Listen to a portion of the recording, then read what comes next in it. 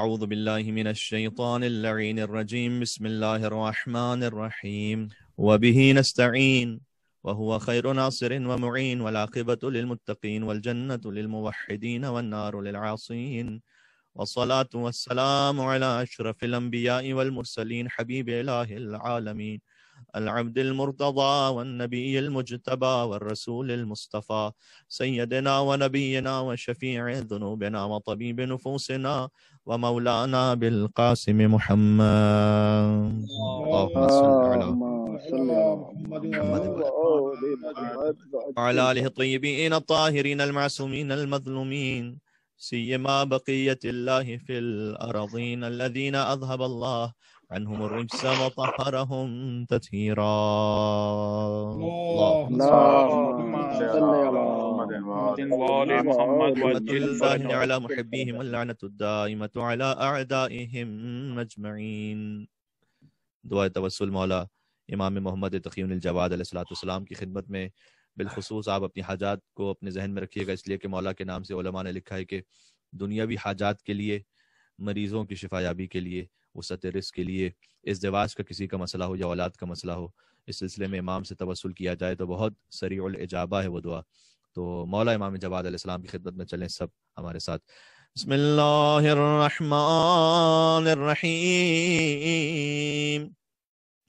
یا ابا جعفر یا محمد بن علی ایھا التقی الجواد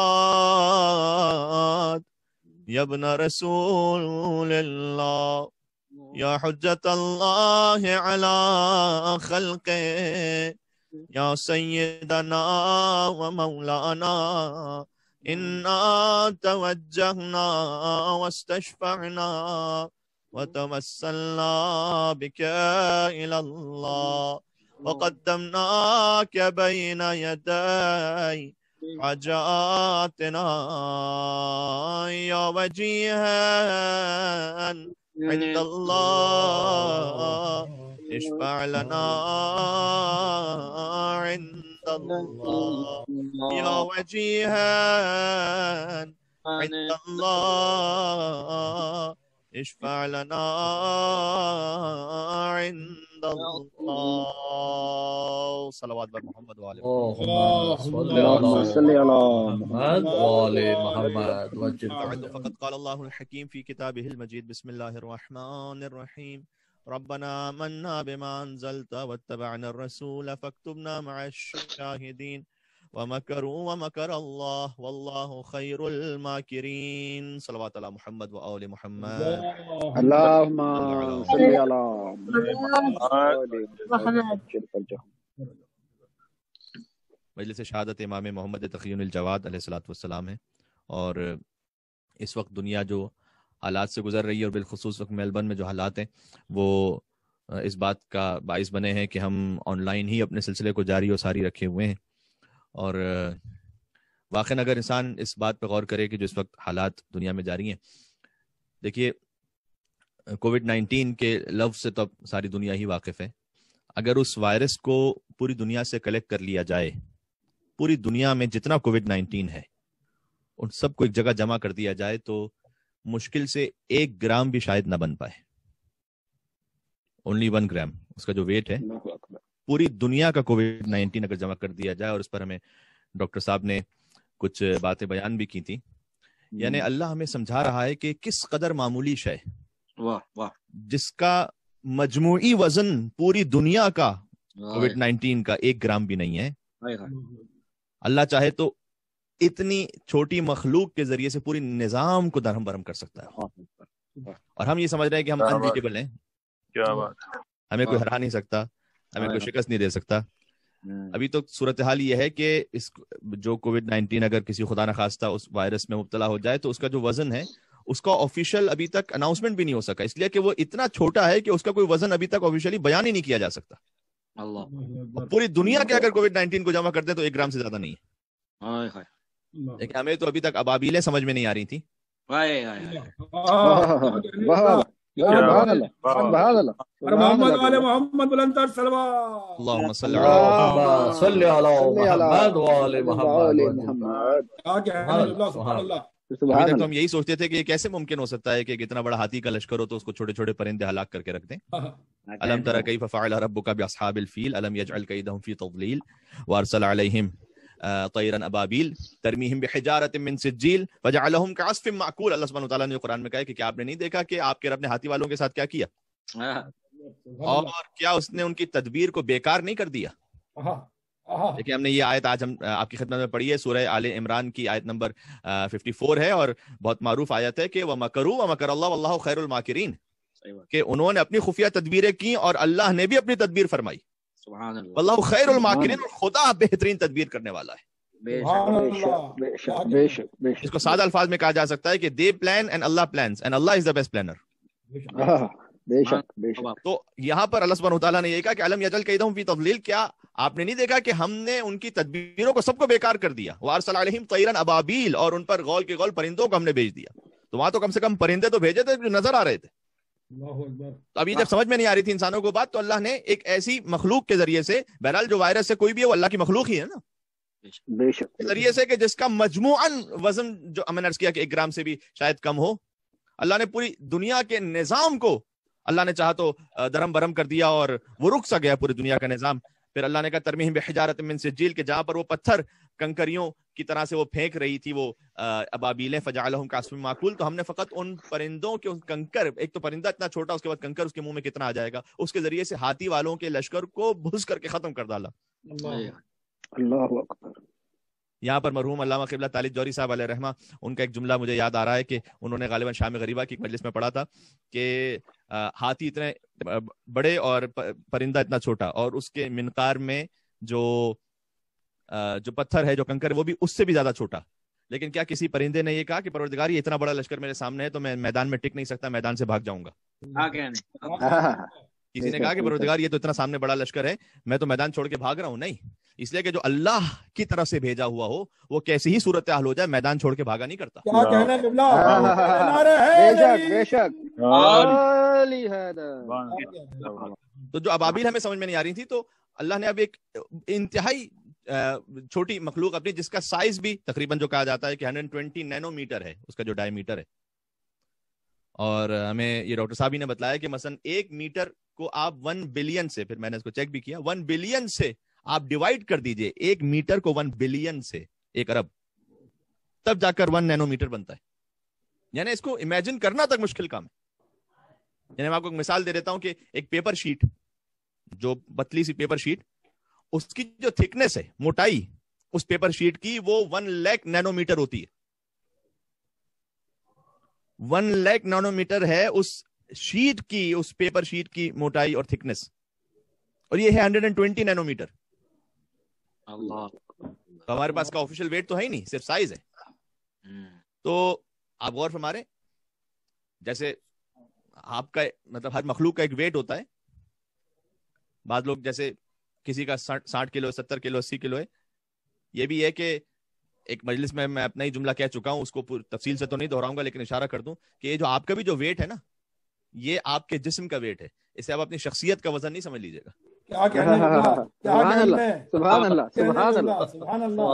آپ تک بات پہنچ رہی، میں کیا کہنا چاہ رہا ہوں، یہ آپ کے جسم کا وزن ہے 70 کلو، 80 کلو. آپ کی جو شخصیت کا وزن ہے نا، جو انسانیت اللہ نے آپ کو عطا کی، اس کا وزن جانتے کتنا؟ وہ پہاڑوں سے بڑھ کر ہے، وہ زمین و آسمان سے بڑھ کر ہے. اور یہ میں نہیں کہہ رہا، یہ سورہ احزاب میں اللہ سبحانہ وتعالیٰ نے آیت نمبر 72 میں ارشاد فرمایا کہ انا عرضنا الامانۃ علی السماوات والارض والجبال، کہ ہم نے ایک امانت کو پیش کیا تھا آسمانوں پر اور زمینوں پر اور پہاڑوں پر. فابین ان یحملنها واشفقن منها، تو وہ ڈرنے لگے اس بات سے کہ اس امانت کو اٹھائیں، اس کے بوجھ کو اٹھائیں. پہاڑ اور آسمان اور زمین خوف میں مبتلا ہو گئے. فابین ان یحملنها، انہوں نے انکار کر دیا، پروردگار ہم اس امانت کو نہیں اٹھا سکتے. وحملها الانسان، لیکن انسان نے اس امانت کو اٹھا لیا.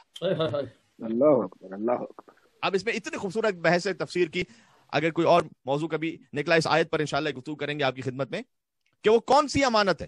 یعنی آپ محسوس کر رہے ہیں کہ جو آپ کی انسانیت کا وزن ہے وہ پہاڑوں سے بڑھ کر ہے. سبحان اللہ. اگرچہ کہ آپ کا جسم بہت چھوٹا ہے پہاڑ کے مقابلے میں، زمین و آسمان کے مقابلے میں، لیکن آپ کی حیثیت، آپ کی انسانیت وہ زمین و آسمان سے بڑھ کر ہے، اس لیے کہ وہ امانت کے جو اللہ انہیں دینا چاہ رہا تھا یہ قبول نہیں کر پائے، یہ ڈر گئے، اشفقنا منها، ان میں خوف آ گیا، حملہ الانسان، لیکن انسان نے اس امانت کو اٹھا لیا۔ سادہ لفظوں میں کہوں، ایک لفظ ہی کہوں گا انشاءاللہ، بات قبول فرما لیں گے، یہ ہے اختیار سے اللہ کا بندہ بننے کی امانت، سبحان اللہ، اپنی چوائس سے۔ دیکھیں باقی مخلوقات کے پاس چوائس نہیں ہے، للشمس ينبغي لها ان تدرك القمر ولا الليل سابق النهار وكل في فلك يسبحون، نہ سورج کی مجال ہے کہ وہ چاند سے پہلے آ جائے، نہ چاند کی مجال ہے کہ وہ سورج کو درک کر لے اور پکڑ لے۔ وكل في فلك يسبحون، سورہ یاسین کی مشہور آیت ہے، ہر ایک اپنے مدار میں، آربٹ میں تیر رہے۔ تو ایک سسٹم اللہ نے بنا دیا ہے، اب چاہے وہ حیوانوں میں ہو، چاہے وہ آربٹس میں ہو، چاہے وہ پلانٹس میں ہو، کوئی مخلوق ہو، یہ بندگی کر رہے ہیں اللہ کی، لیکن ان کے پاس چوائس نہیں ہے کہ اپنے مدار سے ہٹ جائیں۔ بے شک یہ اللہ نے آپ کو چوائس دی ہوئی ہے، آپ اپنے اختیار سے اللہ کے بندے ہیں۔ یعنی کیا؟ ایک تو یہ کہ مخلوق ہے اللہ کی، وہ تو اللہ نے خلق کر دیا ہے، لیکن جب میں اس کے راستے پہ چل رہا ہوں تو اللہ کو وہ چلنا پسند ہے، اللہ اپنے راستے پر، کہ جس میں زبردستی نہ ہو۔ لا اکراہ فی الدین، دین میں کوئی جبر نہیں ہے، اگر دین میں جبر آ جائے تو پھر دین کا کانسیپٹ ہی ختم ہو جاتا ہے۔ بے شک اللہ اکبر، اس خاطر ہے کہ جس کا عقیدہ توحید مضبوط ہوتا ہے، اسے گناہ سے بچنے کے لیے کسی چوکیدار کو رکھنے کی ضرورت نہیں ہوتی۔ کیا کہنا ہے قبلہ؟ سبحان اللہ، سبحان اللہ، محمد صلوات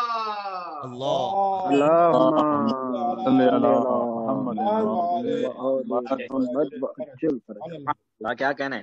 بات ہو رہی ہے، اور ماشاءاللہ یہ صلوات بھی ہم نے بہت عرصے بعد سنی اس خاص انداز میں جو ہم پنجتن سوسائٹی آف وکٹوریا میں امام بارگاہ میں سنتے ہیں۔ اللہ کرے کہ امام بارگاہ جلد سے جلد کھلیں اور مراکز اور مراکز مدار شہداء پہ بیٹھ کے ذکر محمد علیہ السلام کر سکیں انشاءاللہ سے۔ اس دعا کی قبولیت کے لیے ایک اور مل کے صلوات بھیج دیں محمد و آل محمد۔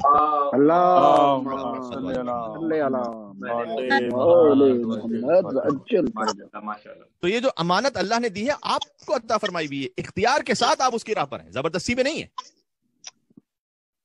اور بلکہ اللہ نے امانت انسان کو اتنی بڑی عطا کر دی کہ دیکھو چاند اور سورج اپنے خاص مدار میں ہیں، لیکن انسان کامل کا مقام یہ ہے کہ اگر وہ چاہے تو اپنے اشارے سے چاند کے ٹکڑے بھی کر دے گا اور اپنے اشارے سے سورج کو بھی پلٹا دے گا، کیونکہ وہ انسان کامل ہے۔ بے شک، تو آپ کی جو شخصیت کا وزن ہے وہ کچھ اور ہے، آپ کے جسم کا وزن 70 کلو، آپ کی شخصیت کا وزن 70 کلو نہیں ہے۔ سبحان اللہ، سبحان اللہ، سبحان اللہ، آپ پہاڑوں سے بڑھ کر ہیں، آپ سمندروں سے بڑھ کر ہیں۔ اور میں بالکل ہی اپنے موضوع سے متصل ہوں، اس لیے کہ امام جواد علیہ السلام فقط 8 برس کی عمر میں امام بنے تھے۔ سبحان 8 برس کا ایک بچہ بظاہر جو دنیا کے سامنے ہے، لیکن حجت خدا ہے، منصب الہیہ پر فائز ہے۔ اور ابھی ہم عام انسانوں کی بات کر لیں، اسی لیے جو اللہ نے ایک آپ کو فزیکل جسم دیا ہے اس کا بھی خیال کرنا واجب ہے، اس کے لیے بھی احکامات بیان کیے، لیکن اس کے اندر جو معنویت دی ہے، جس کا میں کہہ رہا ہوں اس معنویت کا جو وزن ہے وہ ساری مخلوقات سے بڑھ کر ہے، اس کا کوئی ترازو نہیں ہے۔ بے شک بے شک، بے شک، میں آپ سے ایک سوال کرتا ہوں، کیا تقویٰ ناپنے کا کوئی ترازو ہے آپ کے پاس؟ سبحان اللہ، کسی کا یقین چیک کرنا ہو تو کوئی ہے پیرامیٹر آپ کے پاس؟ واہ واہ واہ، کہ بھائی اس میں یقین کتنے کلو ہے؟ اللہ اکبر، واہ 5 کلو یقین ہے، 10 کلو یقین ہے، کتنا ہے اس میں ذرا چیک کرو، تو تولیں گے تو تقویٰ نکلے گا اس کے اندر سے، کتنے میٹر علم ہے اس کے پاس؟ سبحان اللہ، سبحان اللہ، سبحان اللہ، کیونکہ آپ اور ہم فقط مادیات پر نہیں مشتمل ہے، ہمارا ایک حصہ مادی، ایک حصہ معنوی ہے۔ مادی جو جسم ہے اس کے لیے وزن ہو سکتا ہے، اس کے لیے آپ شوگر چیک کر سکتے ہیں، بلڈ پریشر چیک کر سکتے ہیں، ہارٹ بیٹ چیک کر سکتے ہیں، آپ اپنی باڈی کا وزن چیک کر سکتے ہیں، لیکن تقویٰ کا، علم کا، یقین کا یہ وزن تھوڑی چیک ہو سکتا ہے، اس لیے کہ یہ وہ اسکیلز ہیں۔ ہاں، ایک میزان اللہ نے رکھا ہے، جب آپ اہل بیت اطہار کی زیارت پڑھتے ہیں تو یہ ہے کہ السلام علیکم یا موازین الاعمال، سلام ان پر کے جو اعمال کا میزان ہے۔ سبحان اللہ، سبحان برائے اللہ، عظمت سبحان اللہ، ائمہ طاہرین بلند تر صلوات۔ اللہم صلی علی محمد وآل محمد۔ کیا کہنا ہے قبلہ؟ سبحان اللہ، کیا یعنی آپ کی آسانی کے لیے ترجمہ کر دوں، سلام ان پر جو اعمال کا ترازو ہے، بے شک، سبحان یعنی اللہ، ان کی محبت میں رکھ کر اعمال کو تولا جائے گا، اللہ اکبر، یہ ہے میزان قیامت میں۔ سبحان اور اللہ، محبت علی ابن ابی طالب علیہ السلام میزان ہے، اس پر تقویٰ کو تولا جائے گا، اس پر علم کو تولا جائے گا، اس پر یقین کو تولا جائے گا۔ سبحان اللہ، سبحان اللہ، سبحان اللہ، کیا سبحان کہنا ہے، کیا کہنا ہے؟ تو عزیزان کرام، اللہ، علی حیدر، کیا کہنا ہے؟ تو عرض یہ کرنا چاہ رہا ہوں کہ دنیا اس وقت ایک نادیدہ قوت کی وجہ سے گرفتار ہے اپنے معاملات کے لیے. لیکن اس بات کو ہم نے شروع کیوں کیا خاص طور پر شہادت امام محمد تقی علیہ السلام کی مجلس میں؟ اس لیے کہ کتاب الکافی کی حدیث ہے جلد نمبر 1، جب امام محمد تقی الجواد علیہ السلام کی ولادت ہوئی ہے تو امام رضا علیہ السلام نے فرمایا تھا کہ لم یولد مولود اعظم برکۃ علی شیعتنا منہ، اس فرزند سے بڑھ کر کوئی بابرکت ہستی، کوئی بابرکت مولود ہمارے شیعوں کے لیے پیدا ہی نہیں ہوا. اللہ اکبر. یہ امام رضا علیہ السلام نے فرمایا امام محمد تقی الجواد علیہ السلام کے لیے. سبحان اللہ. اللہ اکبر اللہ. ان سے بڑھ کر کوئی بابرکت مولود ہے ہی نہیں ہمارے شیعوں کے لیے. بے شک. اس لیے خاص طور پر امام جواد علیہ السلام کے وسیلے سے اگر کوئی شیعہ اپنے دنیاوی معاملات اور رزق کے لیے اور بیماری سے دوری کے لیے اور حاجات کی برابری کے لیے یا ازدواج کے معاملے کے لیے اولاد کے معاملے کے لیے دعا مانگے، امام جواد کے صدقے میں ضرور قبول ہوتی ہے. اس لیے کہ جواد اور سخی میں فرق یہ ہے کہ سخی استحقاق دیکھ کر عطا کرتا ہے، سخی بھی عطا کرتا ہے لیکن پہلے دیکھتا ہے کہ حیثیت اس کی ہے، اس ڈیزرو کرتا ہے یا نہیں کرتا. جواد آپ لغات میں جا کے دیکھیے گا تو جواد وہ ہے کہ جو بغیر استحقاق کے عطا کرتا ہے. ڈیزرو کرتا ہو یا نہ کرتا ہو، سبحان اللہ سبحان جواد اللہ. عظمت امام جواد بلند تر صلوات. اللہم صلی علی محمد وآل بات پہنچنے میں کیا کہنا چاہ رہا ہوں. سبحان اللہ. کیا گیا؟ اور امام جواد علیہ السلام کی بے شمار برکتوں میں سے ایک برکت جس کا میں ضرور اس وقت دوبارہ یاد دہانی کروانا چاہوں گا، ہم نے ماہ شعبان المعظم میں بھی اس بات کو ذکر کیا تھا، اس کا کلپ بہت سے مومنین تک پہنچا بھی، لیکن چونکہ امام جواد کی شہادت کی مجلس ہو رہی ہے اس مناسبت سے میں بات کرنا چاہوں گا. اور شہادت کی ایک مجلس تو آج ہو رہی ہے اور آسٹریلیا کے مطابق جو شب شہادت ہوگی وہ ٹیوزڈے کو ہوگی. جب پاکستان اور انڈیا میں روز شہادت ہوگا تو پاکستان کے وقت کے مطابق 3 بجے، معذرت 2:30 بجے، دن کے 2:30 بجے، اور انڈین ٹائم کے مطابق دن کے 3 بجے، اور آسٹریلین ٹائم کے مطابق وہی ٹیوزڈے کو رات کو 7:30 بجے انشاءاللہ مجلس اعظم منعقد ہوگی بسلسلہ شہادت امام جواد علیہ السلام. آپ سے اس میں شرکت کی گزارش ہے ورچولی. امام کی بے شمار برکتوں میں سے ایک برکت کیا ہے کہ نماز اول ماہ، کہ جو نماز اول ماہ جو قمری مہینہ کے اسلامی مہینے کا جو پہلا دن ہوتا ہے اس میں جو نماز پڑھی جائے، یہ روایت امام محمد تقی الجواد علیہ السلام سے. اور آپ ویسے سے پڑھتے ہو نہ پڑھتے ہو، ان حالات میں ضرور پڑھیے گا، چاہے وہ فائنینشیل ہیلپ آپ کو اس میں کسی مشکل میں ہے، یا میں نے عرض کیا کہ اس وبا سے بچنے کے لیے، مومنین کی حفاظت کے لیے آپ ضرور پڑھیے گا، اپنے ماں باپ کے لیے، اپنے بچوں کے لیے. اور یہ تحفہ پہنچا ہے ہم تک امام محمد تقی الجواد علیہ السلام کے ذریعے. اب سمجھ میں آتا ہے کہ کیوں امام رضا نے فرمایا تھا کہ اس سے بڑھ کر کوئی بابرکت مولود ہمارے شیعوں کے لیے اللہ نے خلق ہی نہیں کیا. حدیث سنا رہا ہوں آپ کو، کان ابو جعفر محمد ابن علی الرضا، امام محمد تقی الجواد ابن علی رضا علیہ الصلوۃ والسلام، وہ ان کے لیے روایت میں ہے کہ اذا دخل شہر جدید، جب کوئی نیا مہینہ آتا تھا یعنی نیا اسلامی مہینہ، تو یصلی فی اول یوم، اس میں پہلے دن وہ نماز پڑھتے تھے، منہ رکعتین، اس میں 2 رکعتوں کو پڑھتے تھے، نماز اول ماہ کی 2 رکعتیں. یقرأ فی اول رکعت الحمد مرتن، اس میں امام پہلی رکعت میں سورہ الحمد کو پڑھتے تھے، وقل هو اللہ احد لکل یوم الی آخرہ، اور اس مہینے کے دنوں کے برابر سورہ قل هو اللہ احد کو پڑھتے تھے. اب یہ تو امام علم غیب سے جانتے تھے کہ 29 کا مہینہ ہونے والا ہے یا 30 کا، کیا کہنے ہیں، سبحان اللہ. تو وہ 29 مرتبہ پڑھتے تھے یا 30 مرتبہ. ہمیں علماء نے کہا کہ آپ 30 مرتبہ پڑھ لیجیے احتیاطاً، تو پہلی رکعت میں الحمد کے بعد 30 مرتبہ سورہ قل هو اللہ احد کو پڑھنا ہے. وفی الثانیہ، اور دوسری رکعت میں الحمد 1 مرتبہ، وَإِنَّا أَنزَلْنَاهُ فِي لَيْلَةِ الْقَدْرِ مِثْلَ ذَلِكَ، إِنَّا أَنزَلْنَاهُ فِي لَيْلَةِ الْقَدْرِ کا سورہ اتنی ہی مرتبہ یعنی 30 مرتبہ. یہ امام جواد علیہ السلام پڑھا کرتے تھے. وہ یتصدق، اور پھر صدقہ دیتے تھے، بما یتسہل، جتنا سہل اور آسان ہوتا تھا، یعنی یہ بھی کوئی ضروری نہیں کہ بہت زیادہ آپ کو صدقہ نکالیے، جتنا آپ کے لیے سہل اور آسان اتنا صدقہ نکالیں. اس نماز کا ایک طریقے سے یہ حصہ ہے. یہ امام محمد تقی علیہ السلام نے ہمیں سکھلایا، اس لیے ان کی شہادت کی مجلس میں پڑھ رہا ہوں میں. اور آگے جملہ بہت خوبصورت ہے کہ یشتری بھی سلامت ذالک الشہر کلہ، کہ امام علیہ السلام اس نماز اور صدقے کے ذریعے سے پورے مہینے کی سلامتی کو خرید لیتے تھے. سبحان اللہ. اللہ اکبر. یعنی آپ پورا مہینہ سلامت رہیں گے ہر بلا ہر مصیبت سے. سبحان اللہ. بر محمد اللہم صلی علی محمد. اللہم صلی علی محمد. تو اب ذی القعدہ کا مہینہ اختتام پر ہے. آسٹریلیا میں تو ذی الحج کی پہلی تاریخ تقریباً یقین سے کہا جا سکتا ہے کہ تھرسڈے کو ہوگی. اب جو تھرسڈے آئے گا تو آپ نے تھرسڈے کو نماز پڑھنی ہے. آسٹریلیا کے مومنین سے میں مخاطب اس وقت، اور پاکستان انڈیا کے مومنین، ان کے لیے امکان ہے کہ شاید ویڈنسڈے کو فرسٹ ذی الحج ہو جائے. اور یورپ اور امریکہ اور کینیڈا کے مومنین. تو جب پہلی ذی الحج ہو آپ نے اس دن یہ نماز پڑھنی ہے, فجر سے لے کر مغرب تک کے درمیان کسی وقت یہ نماز پڑھ لیجیے اور پھر صدقہ دیں, اور اس نماز کے ذریعے سے پورے مہینے کی سلامتی کو خرید لیں. میں کہتا ہوں ان حالات میں اس سے بہتر کیا تحفہ ہو سکتا ہے امام محمد تقی الجواد علیہ السلام کی طرف سے آپ کے لیے. سبحان اللہ سبحان اللہ سبحان اللہ. جب اتنی انسرٹنٹی ہے, امام جواد علیہ السلام صلوات اللہم صل علی اللہم صل علی آل محمد. اچھا, اس نماز کو مصباح المتحجد میں شیخ توسی نے لکھا ہے اس روایت کو, جہاں سے میں نے پڑھا آپ کی خدمت میں. اور پھر سید ابن طاؤس ہمارے ایک اور بہت گریٹ عالم ہیں جن کی اکثر بہت ساری روایات مفاتیح الجنان میں وہیں سے ہیں. ان کی ایک اور کتاب ہے الدروع الواقیہ, یعنی جس کا انگریزی ترجمہ ہو سکتا ہے کہ پروٹیکٹیو شیلڈز. انہوں نے اس کتاب میں یہ لکھا ہے کہ آپ اپنے آپ کو بلاؤں سے محفوظ رکھیں تو مہینے میں کیا کچھ اعمال انجام دیں. اس کتاب میں انہوں نے اس نماز کو لکھا کہ یہ نماز اول ماہ پڑھیں. پہلی رکعت میں الحمد کے بعد سورہ قل هو اللہ احد 30 مرتبہ, دوسری رکعت میں الحمد کے بعد سورہ انا انزلنا 30 مرتبہ. کوئی زیادہ لمبی نماز نہیں ہے, مختصر ہے. اور پھر انہوں نے آگے لکھا کہ اس نماز کے بعد 9 آیات کا پڑھنا بھی مستحب ہے, اور 9 آیات انہوں نے لکھی.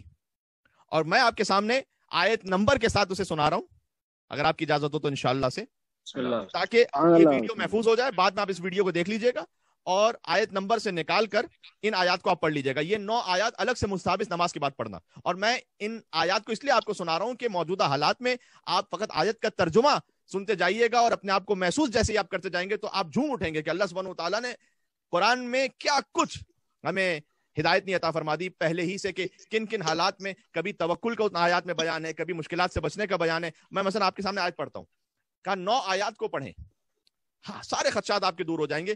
پہلے کا بسم اللہ الرحمن الرحیم پڑھو, پھر کہو وما من دابۃ فی الارض الا علی اللہ رزقها. یہ سورہ ہود کی آیت نمبر 6 ہے جو پڑھنے کی تاکید ہے. یہ کہو اس نماز کے بعد کہ میں کیوں اپنے رزق کے معاملے میں پریشان ہوں, زمین پر کوئی چلنے والا ایسا ہے ہی نہیں کہ جس کا رزق اللہ کے اوپر نہ ہو. اللہ اکبر اللہ اکبر. کتنی ریلیونس ہے. واہ واہ. وَيَعْلَمُ مُسْتَقَرَّهَا وَمُسْتَوْدَعَهَا, اور اللہ جانتا ہے کہ کہاں وہ رہنے والا ہے اور کہاں اسے سونپنا ہے. اللہ ہر مخلوق کے بارے میں جانتا ہے. کُلٌّ فِی کتاب مبین, سب کچھ واضح کتاب میں لکھا ہوا ہے. اللہ اکبر. کیا کہنے کیا کہنے. یہ پہلی آیت ہے. یقین فرمائیے گا کہ تفسیر تو چھوڑ دیجیے, مگر اشارت و تفسیر جو ہوتا ہے نا, کہ تفسیر کی طرف اشارہ کرنا, ہر آیت کے لیے کم سے کم 5-7 منٹ چاہیے کہ وضاحت ہو سکے.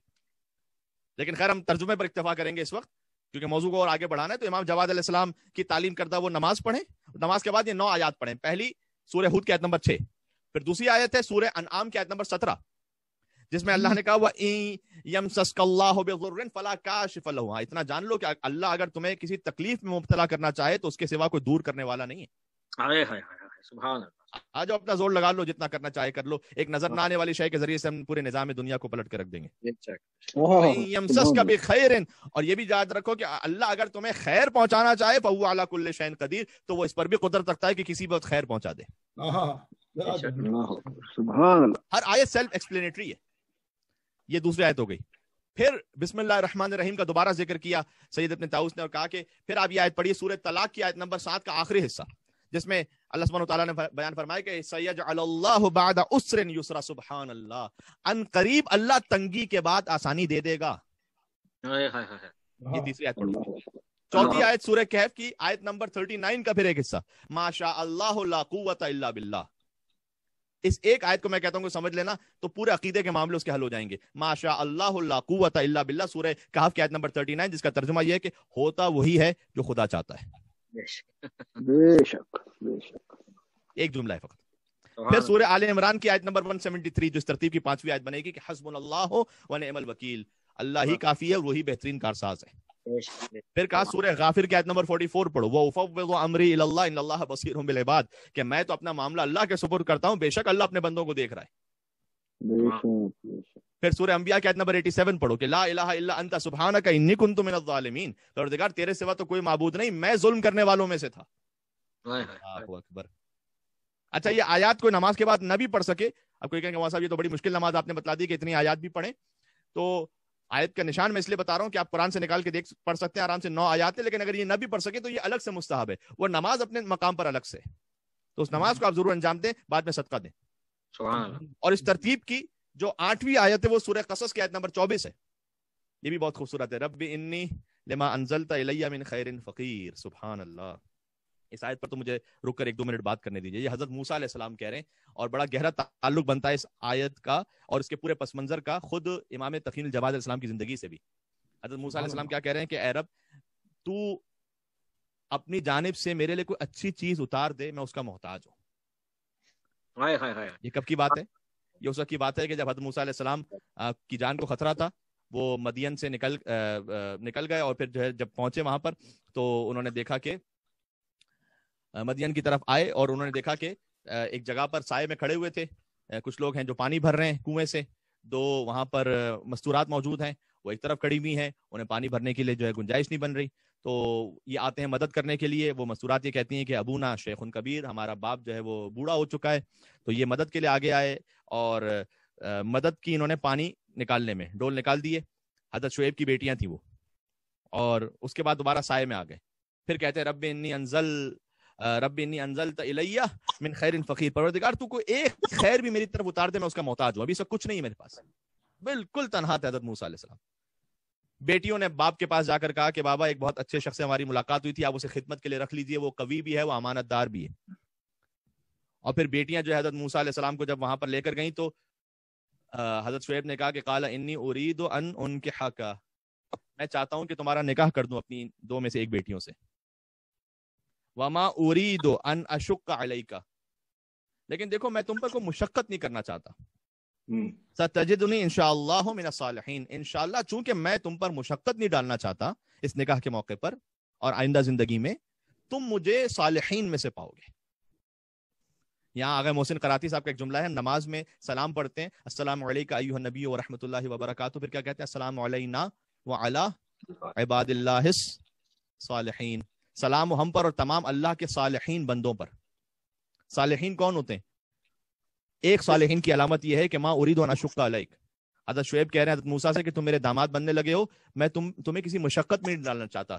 انشاءاللہ من الصالحین, تم مجھے سب صالحین میں سے پاؤ گے. ستجدنی انشاءاللہ من الصالحین.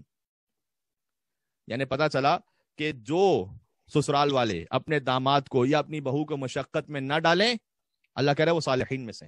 سبحان اللہ, سبحان اللہ بھائی, بہت ہی اعلیٰ. واہ واہ. اب اس میں کون جو ہے وہ بول سکتا ہے؟ ہر ایک کو اپنے گھر کی کہانی یاد آ جاتی ہے فوراً. محمد و آل محمد انصر صلوات.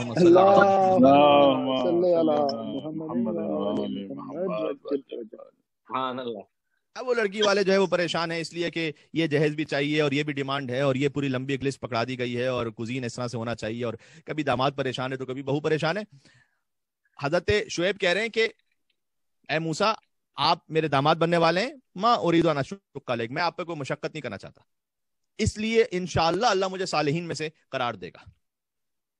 اس کا مطلب ہے جب آپ کہتے ہیں نا السلام علینا وعلی عباد اللہ الصالحین, نماز میں کہتے ہیں, آغا محسن قراتی کا جملہ ہے, تو گویا آپ کہہ رہے ہوتے کہ پروردگار ہم پر سلام ہو اور تیرے ان تمام نیک بندوں پر کہ وہ سسرال والے جو اپنے داماد اور بہو کو مشقت میں نہیں ڈالتے, ان پر بھی سلام ہو. یہ آپ نماز میں کہہ رہے ہوتے ہیں در حقیقت, صالحین کا لفظ کہہ رہے ہوتے ہیں وہاں پر. تو بہرحال اب میں یہ کہنا چاہ رہا ہوں کہ یہ سورہ قصص کی آیت نمبر 24 ہے کا ایک حصہ ہے جو آپ کو اسی ترتیب میں پڑھنا ہے, اور پھر 9ویں آیت جو اسی ترتیب میں ہے وہ سورہ انبیاء کی آیت نمبر 89 ہے کہ رب لا تذرنی فردا وانت خیر الوارثین. یہ حضرت زکریا کی دعا ہے کہ اپنے رب کو پکارتے ہوئے کہہ رہے ہیں کہ پروردگار تو مجھے اکیلا نہ چھوڑ دے, تو بہترین وارث ہے. یہ امام جواد علیہ السلام نے نماز تعلیم فرمائی ہے, اور امام 8 برس کی عمر میں منصب امامت ان کا شروع ہو چکا تھا. یہاں تک کہ اس لیے کہ بعض لوگوں کو یہ تعجب بھی تھا کہ کیسے ممکن ہے کہ 8 برس کی عمر میں کوئی امام میں وقت بن جائے. دیکھیں امامت جو ہے نا, یہ بھی ایک جملہ کہنے لگا انشاءاللہ قبول کر لیں گے, امامت مرجعیت کی طرح نہیں ہے جس میں بلوغت کی شرط ہو. بہت پہنچ گئی اب تک میں کیا کہنا چاہ رہا ہوں. امامت مرجعیت کی طرح نہیں ہے کہ جس میں ایک شرط ہے کہ بالغ ہو, اور یہ امام وہ ہوتا ہے کہ جو منصوص من اللہ ہوتا ہے. 6 برس کا ہو تب بھی امام ہوتا ہے. کیا بات ہے, شکم میں مادر سے متولد ہو تب بھی امام ہوتا ہے. امام کی حدیث ہے, سدیر نقل کرتے ہیں اس بات کو کہ میں نے کہا کہ مولا میں آپ پر فدا ہو جاؤں کہ ما انتم, آپ کا جو مقام ہے وہ کیا ہے, آپ اہل بیت کا مقام. تو بچپن میں امام جواد علیہ السلام نے جواب دیا کہ نحن خزان علم اللہ, یاد رکھو اے سدیر, اللہ کے علم کا خزانہ ہم ہیں. ونحن تراجمۃ وحی اللہ, اللہ کی وحی کے ترجمان ہم ہیں. سبحان اللہ وَنَحْنُ الْحُجَّةُ الْبَالِغَةُ، اللہ کی واضح حجت ہم ہیں، عَلَىٰ مَن دُونَ السَّمَاءِ وَمَن فَوْقَ الْأَرْضِ، جو کچھ زمین سے اوپر ہے اور آسمان کی نیچے، سب پر حجت ہم ہیں۔ ایک 8 برس کا بچہ حجت ہو سکتا ہے اگر اللہ کی جانب سے معین ہو۔ سبحان اللہ سبحان سبحان اللہ اللہ سبحان یہ اللہ وہ کانسیپٹ برائے ہے۔ عظمت آل ابا بلند تر صلوات اللہم صلی علی اللہم صلی اللہ صلی علی محمد وعلى محمد۔ بات بات ہو رہی ہے۔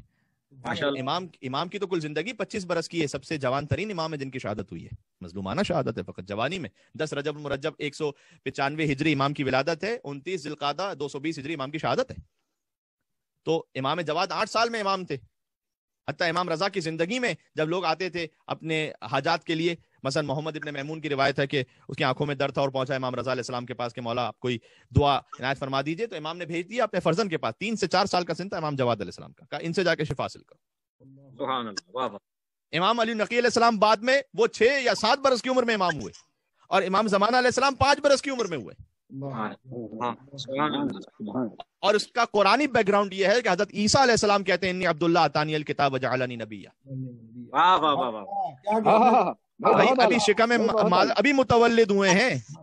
ہاں حضرت مریم علیہ السلام نے چپ کر روزہ رکھا ہوا اللہ کے حکم سے۔ ہاں وہ یہ کہہ رہے ہیں کہ یہودی کے بچہ کہاں سے آ گیا، تمہارا تو باپ بھی اچھا تھا، تمہاری ماں بھی اچھی تھی، یہ بچہ کہاں سے لے آئی ہیں مریم تم؟ اشارت الیہ، اور حضرت مریم علیہ السلام نے سلام اللہ علیہ نے اشارہ کیا کہ اس بچے سے پوچھ لو۔ بچے سے کیا پوچھا جائے؟ انہوں نے کہا کہ کیف نکلم من کان فی المہد صبیا، ہم اس بچے سے کیا بات کریں جو بھی گہوارے میں۔ قال انی عبداللہ، جب حضرت عیسیٰ نے کہلوا دیا کہ اب کیا بات کریں تو پھر وہ بولے، یعنی اس کا مطلب ہے اللہ سمجھانا چاہ رہے جب تمہاری تمام تر قوتیں ختم ہو جاتی ہیں نا، وہاں سے ہماری حجت کے معجزوں کا آغاز ہوتا ہے۔ کیا کہنا ہے برائے عظمت آل محمد بلند تر صلوات اللہم صلی علی محمد اللہم صلی علی سبحان اللہ سبحان اللہ وعلى محمد وجل فرجہ۔ انی عبداللہ، میں اللہ کا بندہ ہوں، آتانی الکتاب وجعلنی نبیا، اس نے مجھے کتاب عطا کی اور مجھے نبی بنایا ہے۔ جب فرزند مریم گود میں نبی ہو سکتے ہیں تو فرزند فاطمہ زہرا 8 برس کے سن میں امام کیوں نہیں ہو سکتے؟ سبحان اللہ سبحان اللہ اگر کوئی آپ سے دلیل پوچھے تو قرآنی دلیل یہ ہے اس کی کہ یہ کیا بات ہے کہ آپ 8 برس کے بچے کو شیعہ امام ماننے لگ جائیں۔ تو ساری دنیا جو ہے حضرت عیسیٰ علیہ السلام کو گہوارے میں نبی مان رہی ہے۔ بس عیسیٰ میں اور علی میں فرق یہ تھا کہ انہوں نے کہا آتانی الکتاب، اللہ نے مجھے کتاب عطا کی ہے، پڑھ کر سنائی نہیں تھی۔ کیا کہنے واہ واہ میں تو یہ اشارہ ہی کر سکتا ہوں۔ سبحان اللہ علی علی سبحان اللہ یا سبحان اللہ کیا کہنے۔ پڑھ کر سنائی، علی ابن ابی طالب نے پڑھ کر سنائی تھی۔ تو ایک بات تو یہ اسٹیبلش ہو گئی۔ اس خاطر بھی علماء نے لکھا ہے کہ امام نے جو فرمایا نا کہ اس مولود سے بڑھ کر کوئی بابرکت فرزند اللہ نے شیعوں میں عطا نہیں کیا، سبحان اس کی وجہ یہ ہے کہ امام محمد تقی کے ذریعے سے امامت کا کانسیپٹ کلیئر ہو رہا ہے۔ سبحان اللہ بہت اہم ہے یہ، سبحان اللہ اس لیے کہ ان سے پہلے جتنے امام بنے ہیں وہ 20 برس میں کے سن میں منصب امامت انہوں نے شروع کیا یا 25 برس کے سن میں شروع کیا۔ بات واضح ہو رہی ہے؟ امام رضا علیہ السلام اس سے بھی زیادہ بڑی عمر کے تھے کہ جب منصب امامت کا آغاز ہوا۔ امام جواد علیہ السلام جب 8 برس کے سن میں ان کا منصب امامت شروع ہوتا ہے تب جا کر بہت سے شیعوں کے لیے بات واضح ہو جاتی ہے اور انہیں سمجھ میں آتا ہے کہ ہاں امامت کے لیے عمر کی قید نہیں ہے کوئی، اس لیے سب سے بابرکت امام ہے کہ ہمارے عقیدے کے بہت بڑے مسئلے کو حل کر رہی ہے۔ بے شک پھر محمد ابن صالح قمی یہ کہتے ہیں کہ میں قم کے تھے تو حج پر گئے تھے، اب حج پر گئے تو امام سے ملاقات ہوئی وہاں مکہ میں۔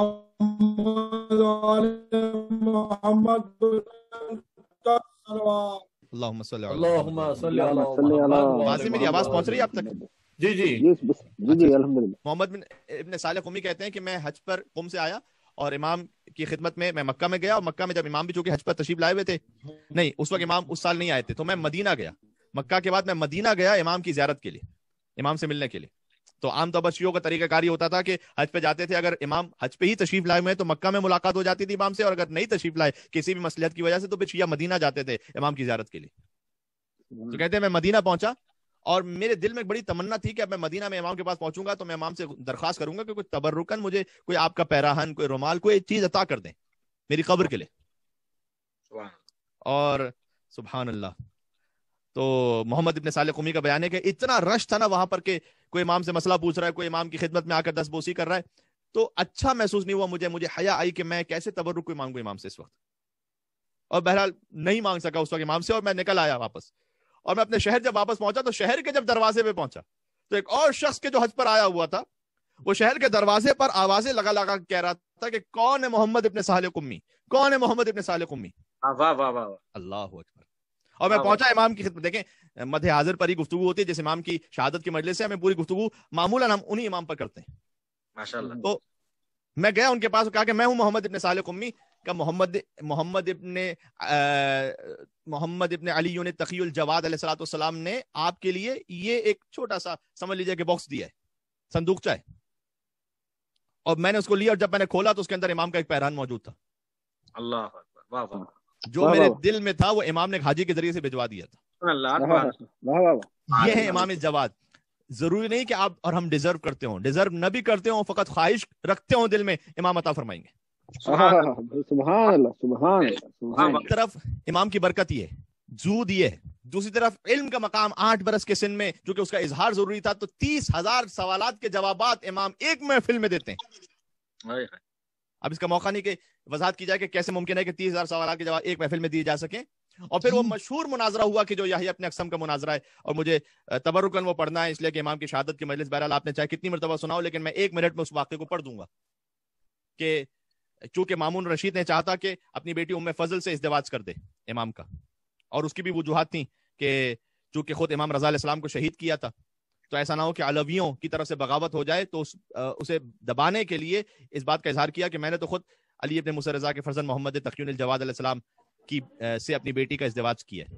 اور پھر اسے یہ بھی خبر تھی، کیونکہ خلفائے بنی امیہ، خلفائے بنی عباس سب یہ جانتے تھے کہ حضور نے فرمایا کہ ستکون الائمۃ من بعد 12، میرے بعد 12 امام آنے والے ہیں. اور وہ جانتا تھا کہ اب یہ 9 امام تک بات پہنچ چکی ہے اور اب 12واں آنے والا ہے، تو کیوں نہ اس 12ویں کو اپنے خاندان میں کر لیا جائے. سبحان اللہ. لہذا ان سے ازدواج کروا دو. اور یہ 12 کا عدد بھی حضور نے اتنا خوبصورت بیان کیا ہے.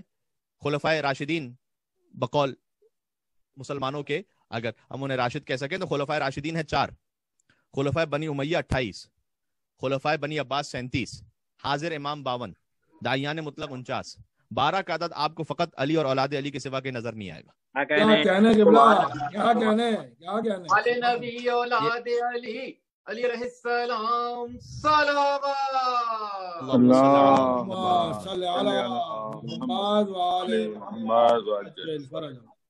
اور پھر بعض نے، مامون نے جب یہ اظہار کیا تو بعض نے کہا کہ یہ ایک چھوٹا سا بچہ ہے، کیا اس کا علمی مقام ہوگا کہ بادشاہ کا داماد بن سکے. اور اس وقت مامون نے کہا کہ اچھا چاہو تو مناظرہ کر لو، آ جاؤ.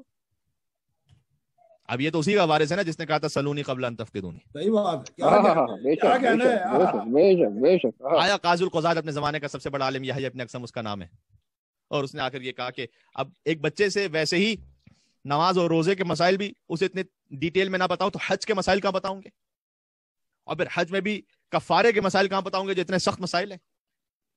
تو خلاصہ یہ کہ چونکہ واقعہ بہت مشہور ہے لہٰذا میں مختصر کر رہا ہوں کہ سوال یہ کیا کہ اگر حالت احرام میں کوئی شکار کر لے تو کیا کفارہ ہے. بظاہر 8 برس کے سن میں ایک بچہ، اس سے پوچھا جا رہا ہے حالت احرام میں کوئی شکار کر لے تو کیا کفارہ ہے. اور امام نے جواب دیا کہ یحییٰ تیرا تو سوال ہی مبہم ہے اور محمل ہے.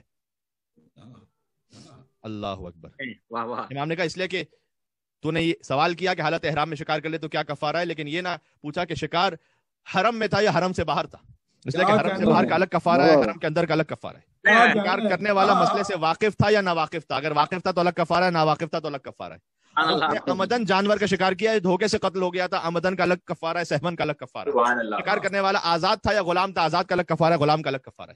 کم سن تھا یا بالغ تھا، اس لیے کم سن تھا تو الگ کفارہ ہے، بالغ تھا تو الگ کفارہ ہے. پہلی مرتبہ کیا تھا یا بار بار کر رہا تھا، پہلی مرتبہ کا الگ کفارہ ہے، بار بار کا الگ کفارہ ہے. پرندے کا شکار کیا تھا، جانور کا شکار کیا تھا، پرندے کا الگ حکم ہے، جانور کا الگ حکم ہے. اپنے فعل پر اصرار کر رہا تھا یا اپنے فعل پر توبہ کر چکا تھا، توبہ کرنے والے کا الگ حکم ہے، اصرار کرنے والے کا الگ حکم ہے. آپ کو پوشیدہ طریقے سے شکار کیا تھا یا دن کی روشنی میں شکار کیا تھا، دن کی روشنی کا الگ حکم ہے، رات کا الگ حکم ہے. اعلانیہ شکار کیا تھا یا چھپ کے کیا تھا، اعلانیہ کا الگ حکم ہے، چھپ کا الگ حکم ہے. احرام تھا وہ عمرے کا احرام تھا یا حج کا احرام تھا، عمرے کا الگ حکم ہے، حج کا الگ حکم ہے. کیا کہنے سبحان اللہ سبحان اللہ سبحان اللہ. سبحان اللہ. واہ واہ واہ. برعظمت ائمہ الطاہرین بلند صلوات. اللہم صلی اللہ.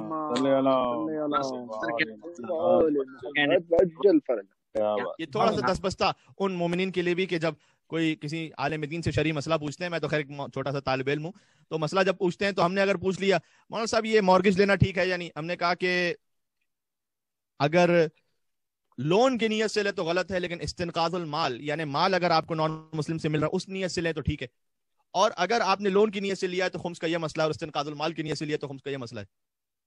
ابھی 2-3 شقیں آپ نکالیے تو سر پکڑ کے بیٹھ جاتے ہیں، کہتے ہیں مولانا صاحب یہ تو اسلام اتنا کمپلیکیٹڈ تھوڑی جتنا آپ لوگوں نے بنا دی ہے۔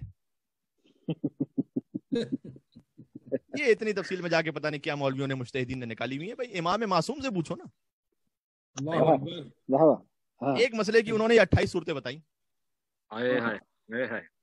سبحان اللہ کی شریعت ہے، کوئی مذاق تھوڑی ہے یہ۔ اچھا اسی سے مجھے ایک یاد آیا، حسن زادہ آغا حسن زادہ آمولی بہت ہمارے ایک بہت ہی جید عالم عارف ہیں، اس وقت حیات ہے ماشاءاللہ سے، حفظہ اللہ۔ ان کا ایک واقعہ، وہ کہتے ہیں کہ اب اس کا تعلق امام جواد ہی سے ہے اور اس سے لنک بھی ہے، یہ جو واقعہ امام نے کیونکہ 28 شقیں بنائی نا مثلا فرض کیجئے، تو اس سے لنک بھی ہے اس واقعے کا۔ آغا حسن زادہ آمولی کہتے ہیں کہ میں ایک مرتبہ ایک جیومیٹری کا بہت بڑا ٹیچر تھا، اس کے پاس جو ہے نا وہ میں بیٹھا ہوا تھا، اور خدا کی خوشنودی کی خاطر، وہ یہ خود کہتے ہیں اس لیے میں اس کو دہرا رہا ہوں کہ خدا کی خوشنودی کی خاطر میں نے اس سے ایک سوال کرنا چاہا تاکہ اس پر کچھ اسرار کو روشن کر سکوں، یعنی کہنا چاہتے تھے اپنے علم کو بتانے کے لیے نہیں، بڑائی ظاہر کرنے کے لیے نہیں، خود نمائی کے لیے نہیں، لیکن ایک بات کے اظہار کے لیے۔ اور میں نے اس کے سامنے ایک ہوتا ہے جیسے سرکولر سیکٹر ہوتا ہے، ایک ہوتا ہے اسفیریکل سیکٹر ہوتا ہے جیومیٹری میں۔ اب یہ کہ ہم نے بھی بہت پہلے پڑھی تھی اور میں کوئی اتنا ایکسپرٹ بھی نہیں ہوں جیومیٹری میں، لیکن یہ تھوڑی بہت چیزیں جو یاد ہے، سمپل سے یہ ہے کہ 2 ٹرائنگل ایک کے اندر ایک آپ بنا دیجئے کہ اندر 3 ٹرائنگلز کی اس کی شکلیں بن جاتی ہیں، کبھی ایک سرکل کے اندر ایک ٹرائنگل آپ الگ سے بناتے ہیں، تو اس کو اسفیریکل سیکٹر کہتے ہیں یا سرکولر سیکٹر کہتے ہیں۔ یہ میں نے شکل بنائی ایک اس ریاضی دان کے سامنے، اور میں نے اس سے پوچھا کہ اچھا یہ بتاؤ کہ اس ایک شکل سے کتنی جیومیٹریکل ایکویشنز نکل سکتی ہیں، کتنی بن سکتی ہیں؟ تو اس نے تھوڑا سا سوچا، کہتا ہے کہ اس کی 10 شقیں بن جائیں گی۔ وہی نا امام نے ایک سوال سے 28 شقیں بنائی، تقریباً 22 یا 28 شقیں، تو اس نے کہا 10 بن جائیں گی، اس سے 10 جیومیٹریکل ایکویشنز جو ہے نا وہ حاصل ہو جائیں گی۔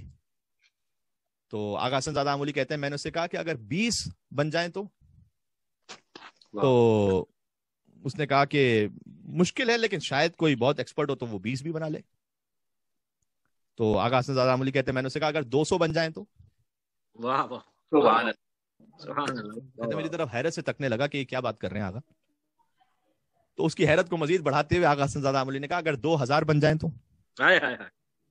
اللہ اکبر، اتنی ایکویشن اگر ڈرائیو ہو جائیں تو اس نے کہا آغا ابھی کیا بات کر رہے ہیں پتہ نہیں، مطلب ایک تصویر ہے اس سے 10 15 20 جیومیٹریکل ایکویشنز جو ہے ڈرائیوڈ ہو جائیں گی، اس سے زیادہ اور کیا ہو جائے گا؟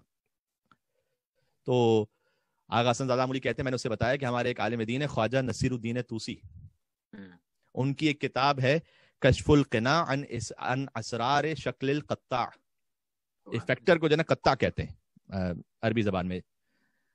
اسی ایک تصویر پر انہوں نے پوری کتاب لکھی ہے، جس کتاب میں انہوں نے کتنی ایکویشن اس سے نکالی ہیں؟ 4,97,664، اللہ اکبر، اللہ اکبر، آلموسٹ 500,000۔ اللہ اکبر، سبحان اللہ، سبحان اللہ۔ انہوں نے کہا ہمارے ہی عالم ہیں، ان کی کتاب موجود ہے، انہوں نے آلموسٹ 500,000 اس سے ایکویشنز نکالی ہیں۔ اچھا یہ میں نے کیوں ذکر کر دیا خواجہ نصیر الدین طوسی کا؟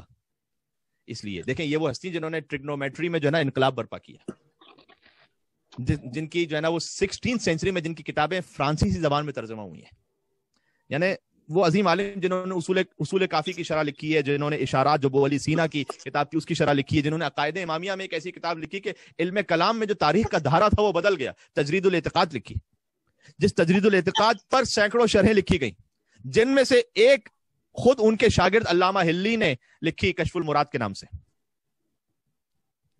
یہ اتنا گریٹ عالم کہ جو ایک جیومیٹریکل اس تصویر سے وہ 4,97,000 تقریباً ایکویشنز کو نکال سکیں، جنہوں نے اصول کافی کی شرح لکھی، جنہوں نے ٹریگنومیٹری میں نے اس کا انقلاب برپا کر دیا، جنہوں نے فلسفے پر کتابیں لکھی، کم سے کم 35 کتابیں جس میں سے ہر ایک کی پتہ نہیں کتنی کتنی جلدیں ہیں، وہ ان کی اس وقت بھی موجود ہیں۔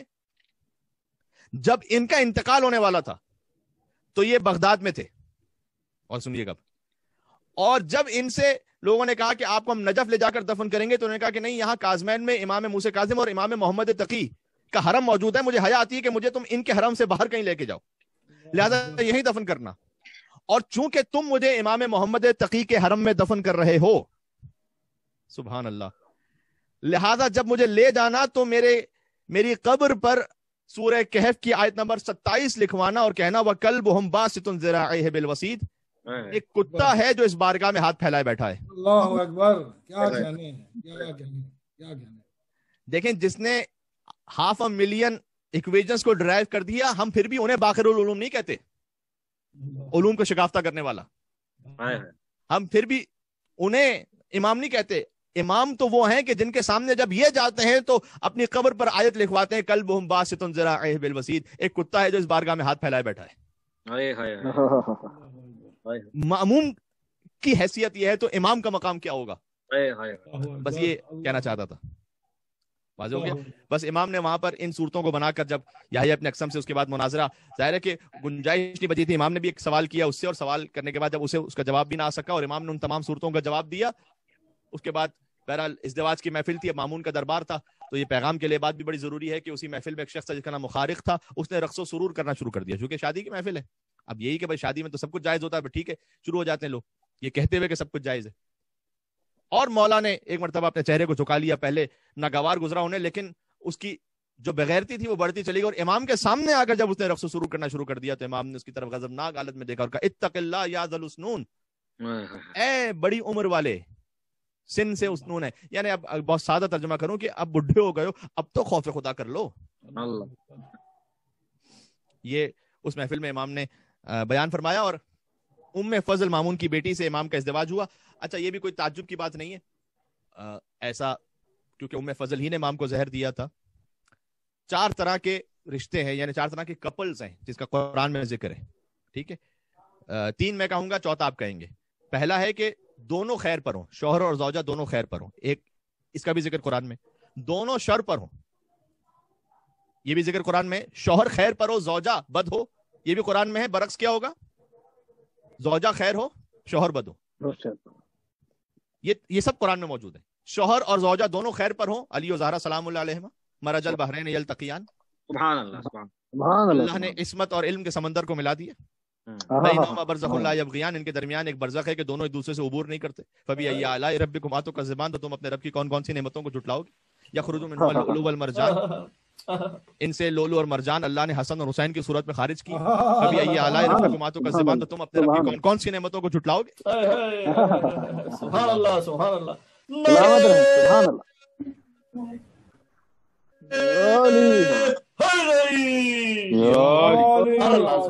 برمد بیت محمد سلام اللہم صلی علی محمد وآل محمد۔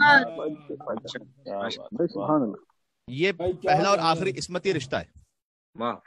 زوجہ بھی 14 معصومین میں شامل اور شوہر بھی 14 معصومین میں شامل، ابو الائمہ اور ام الائمہ، تو ان کا ذکر بھی قرآن میں۔ شوہر اور زوجہ دونوں شر پر ہوں، اس کا ذکر بھی قرآن میں، سورہ لہب، تبت یدا ابی لہب وتب ما اغنی عنہ مالہ وما کسب سیصلی نارا ذات لہب وامرأتہ حمالۃ الحطب فی جیدہا حبل من مسد، ٹوٹ جائیں ابو لہب تیرے ہاتھ، اور اس کی عورت بھی کہ جو کھجور کے درخت کی چھال لے کر پھرتی ہے اور جس کے گلے میں جو ہے وہ رسی بن جائے گی۔ تو یہ ابو لہب اور اس کی زوجہ کا ذکر دونوں شر پر ہیں۔ پھر شوہر خیر پر ہو زوجہ بد ہو، اس کا بھی ذکر سورہ تحریم میں۔ سورہ تحریم میں حضرت نوح، حضرت لوط شوہر خیر پر ہیں، بیویاں جو ہے کافروں کے لیے مثال ہے، ضرب اللہ مثلا الذین کفروا امرأۃ نوح وامرأۃ لوط۔ یہ اللہ نے سارے سینیریوز ہمارے سامنے بیان کر کے سمجھا دیا ہے کہ دیکھو ہر طرح سے معاملہ ہو سکتا ہے۔ ویسے تو خیر شوہر خیر ہو اور زوجہ جو ہے وہ بد ہو، اس کی ایک اور مثال بھی موجود ہے، لیکن میں کھل کے دینا نہیں چاہتا اسے، جو سرکار خطیب مرتبط ہے۔ بھائی کیا کہنا ہے قبلہ، بھائی اسی سورہ تحریم میں کہا ہے، اللہ نے کہا ہے کہ اگر تم دونوں نے اپنی اصلاح نہ کی تو اللہ بدل دے گا تم دونوں سے بہتر بیویوں کی صورت میں اپنے حبیب کو، وہ ایسی عورتیں عطا کر دے گا. بہت غور سے سنیے گا، آپ جب یہ جملہ کہتے ہیں کہ اللہ بدل کے تمہیں کچھ بہتر دے گا، کہ مثلا جس میں یہ خاصیت ہوگی، اس کا مطلب کہ پہلی میں وہ خاصیت نہیں ہے. اللہ نے قرآن میں کہا کہ اللہ بدل دے گا تم دونوں کے ذریعے سے بہتر بیویاں عطا کر دے گا کہ جو صاحب ایمان ہوں گی، مومنات. اللہ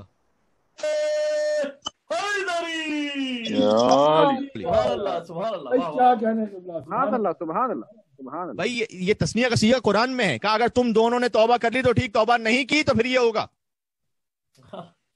اللہ تو یہ بات میں نے اس لیے کی کہ شوہر خیر پر ہے اور زوجہ جو ہے وہ شر پر ہے. جیسے رسول اللہ کی زندگی میں مثال ہے، جیسے حضرت نوح اور حضرت لوط کی زندگی میں مثال ہے، ویسے ہی امام محمد تقی علیہ السلام کی زندگی میں مثال ہے کہ امام مجسم خیر ہیں، عین حق ہیں، اور جو زوجہ ہے وہ ام فضل مامون کی بیٹی، وہاں پر بھی خلیفہ ہی کی بیٹی تھی مامون کی، تو وہ امام محمد تقی علیہ السلام کی زوجہ ہے. لیکن خیر اللہ نے ایک اور صالح زوجہ بھی عطا فرمائی جن سے امام علی نقی علیہ السلام کی ولادت ہوئی. یہ اللہ نے ایک اصول رکھا ہوا ہی ہے کہ اگر کسی نبی کا اس طرح سے ازدواج ہو بھی جائے، خاص طور پر آل محمد میں سے، تو نسل اسی سے آگے بڑھے گی کہ جو زوجہ خیر پر ہوگی. کیا کہنے، سبحان اللہ سبحان اللہ سبحان اللہ بھائی، سبحان اللہ سبحان اللہ. سلامت رہیں آپ، سلامت رہیں. سبحان اللہ. مولا خوش رکھے آپ کو. چوتھی جو قسم ہے وہ ہے کہ شوہر شر پر ہے اور زوجہ خیر پر ہے. یہ بھی ممکن ہے کہ بھئی زوجہ خیر ہے لیکن شوہر جو ہے وہ شر پر ہے. اس کی مثال بھی سورہ تحریم میں اللہ نے رکھی ہے. فرعون کی بیوی حضرت آسیہ سلام اللہ علیہ. فرعون وہ ہے کہ جو جھوٹا خدا بن کر رب اعلیٰ کا نعوذ باللہ دعویٰ کر رہا ہے، اور زوجہ حضرت آسیہ سلام اللہ علیہ مومنوں کے لیے مثال ہے. ضرب اللہ مثلا للذین آمنوا امرأۃ فرعون. اللہ نے مومنوں کے لیے فرعون کی بیوی کو مثال بنا کر پیش کیا. قالت رب ابن لی عندک بیتا فی الجنہ. وہ حالانکہ محل میں رہتی تھی لیکن وہ کہتی تھی کہ پروردگار مجھے فرعون کے محل سے کوئی کام نہیں، تو مجھے جنت میں اپنے پاس ایک گھر بنا دے. ونجنی من فرعون وعملہ. تو مجھے فرعون اس کے کرتوتوں سے بچا لے. ونجنی من القوم الظالمین. مجھے ظالمین کی قوم سے نجات عطا کر دے. مریم امرأۃ عمران. اور دوسری مثال آگے آیت اور جاری رہتی ہے، دوسری آیت کے مریم بنت عمران ہے مومنوں کے لیے مثال. التی احسنت فرجها ونفخنا فیہ من روحنا. کہ جنہوں نے اپنی عفت کی حفاظت کی تو ہم نے اپنی روح کو ان میں پھونک دیا. اور حضرت عیسیٰ علیہ السلام کی ولادت ہوئی. بس فرق یہ ہے کہ کانت مریم سیدۃ نساء فی زمانہا اما ابنتی وہی فاطمہ سیدۃ نساء العالمین من الاولین والآخرین. کہ حضرت مریم مومن عورتوں اور مردوں دونوں کے لیے مثال ہیں، لیکن فرمایا حضور نے کہ مریم فقط اپنے زمانے کی عورتوں کی سردار تھیں. میری بیٹی فاطمہ زہرا اولین اور آخرین میں سے کوئی خاتون ایسی نہیں ہے جو دائرہ سرداری فاطمہ زہرا سے باہر ہو.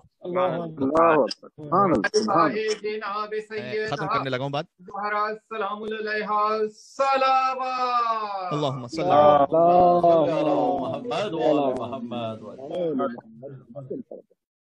اور کتنا خوب ہوا کہ بیوی کا ذکر خود بخود ایک ایسے موقع پر آ گیا کہ جب میں آہستہ آہستہ سوچ رہا ہوں کہ منزل مصائب پر جاؤں. پہلے ایک شعر سن لیجیے گا امام کے لیے کہ جس کے دل میں تقی نہیں ہوتا، جس کے دل میں تقی نہیں ہوتا وہ کبھی متقی نہیں ہوتا. کی شرط امام محمد تقی علیہ السلام کی امامت پر یقین. بشرطھا و شروطھا حدیث سلسلۃ الذہب میں امام رضا ہی نے سمجھا دیا تھا کہ لا الہ الا اللہ تمہیں بچائے گا، لیکن شرط اور شرائط کے ساتھ. وانا من شروطھا. لا الہ الا اللہ کی ایک شرط میں ہوں. جس کے دل میں تقی نہیں ہوتا، آپ بہت محظوظ ہوں گے انشاءاللہ. جس کے دل میں تقی نہیں ہوتا وہ کبھی متقی نہیں ہوتا، اور اس کا تقوی عذاب ہے یا رب جس کے دل میں علی نہیں ہوتا.